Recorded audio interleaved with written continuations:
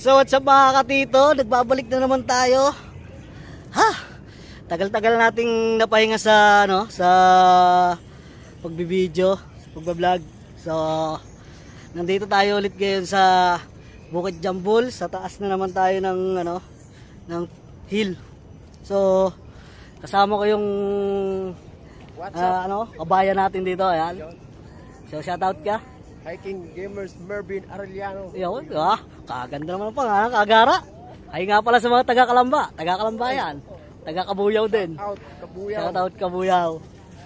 So meron pa rito tayong isang kabayan. Si Kabayan. Kabayan. Shoutout sa mga taga Padibugos, Quezon, sa Lipa. So yun. Lipa City.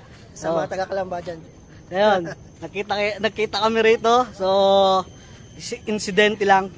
Kumbaga, ito yung way of living. Pagpapawis, umakyat, habang walang pasok. So, ayun nga, nandito tayo at nagpapaaraw-araw ng konti at nagpapawis. So, papakita ko sa inyo ulit yung view ng view dito sa Jambul.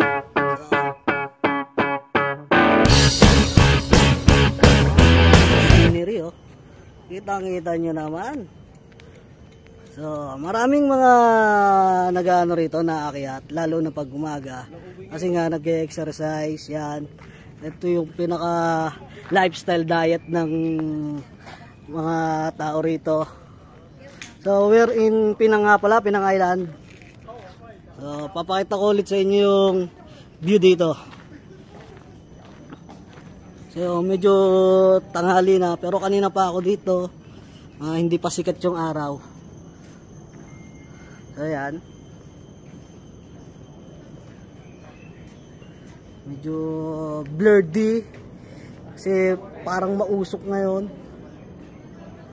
Ewan ko kung ano yan, ismag ba yan o pag. So ito lang naman yung kabuuan ng inakyat nating hill. So dito tayo sa kabilang side. Papakita ko ulit sa inyo yung view dito sa may kabila. So yan.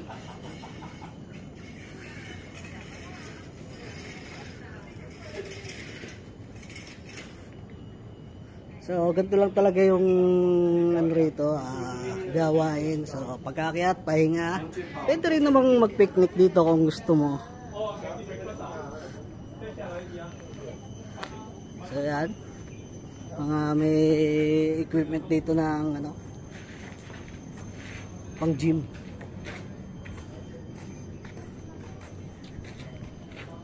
So yun, tumaas na ang haring araw.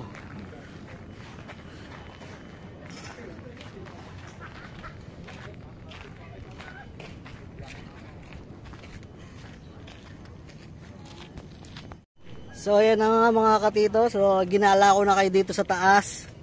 So medyo matagal-tagal na ulit tayo magbibideo kasi medyo naman tayo Kumbaga, hindi naman tayo busy kasi lang medyo tinatamad-tamad ng mga content na lumabas.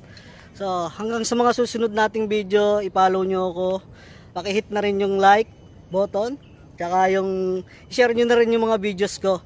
So kung gusto nyo rin, mag-send rin kayo ng star sa Facebook ko, meron na yon. Para naman tayo merong pang give and back sa mga followers natin. So, hanggang dito na lang mga katito. Stay put lang tayo dyan. So, dito lang, stay put din lang ako dito sa Pinang. So, hanggang sa susunod. Sa Pilipinas naman tayo magkikita-kita. Goodbye.